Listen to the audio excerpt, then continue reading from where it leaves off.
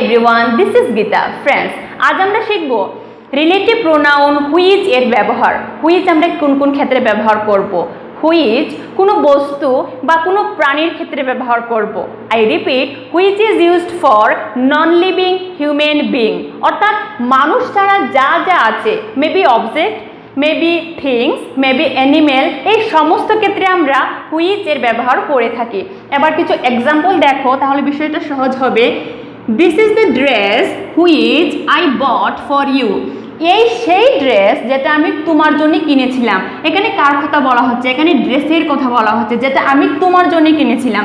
এখানে ড্রেস কি? ড্রেস হচ্ছে থিংস, ড্রেস হচ্ছে থিংস এবং ড্রেস নাউনও। তাহলে এখানে যেহেতু থিংসের ব্যাপারে কথা বলা হচ্ছে, সেহেতু আমরা কোন প্রোনাউন ইউজ করব? সেহেতু আমরা হুইচ প্রোনাউন ইউজ করব। তাছাড়া দিস ইজ দ্য ড্রেস এবং আই বট ফর ইউ, এই দুটি ক্লজের মধ্যে কে সম্পর্ক রিলেট করেছে? হুইচ। যখনই আমরা কোনো থিংসের ব্যাপারে কথা বলবো, তখন আমরা হুইচ প্রোনাউন ইউজ করব। আরও কিছু এক্সাম্পল দেখো, যেমন this is the bike which belongs to me. এই সেই বাইক যেটা আমার, যার মালিক আমি।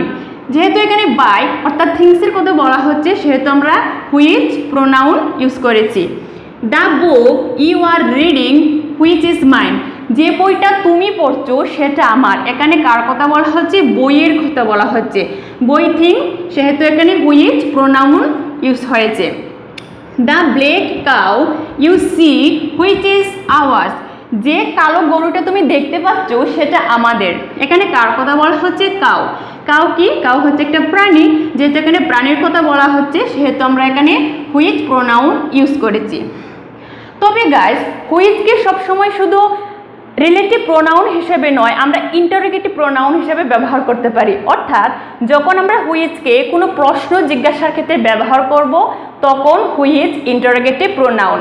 কিন্তু এখানে যেহেতু হুইচ রিলেশন তৈরি করার ক্ষেত্রে ব্যবহৃত হয়েছে, থিংসের ক্ষেত্রে এবং প্রাণীর ক্ষেত্রে, সেহেতু এখানে which relative pronoun. I hope যে তোমরা রিলেটিভ প্রোনাউন এর ইউজ বুঝতে পেরেছো।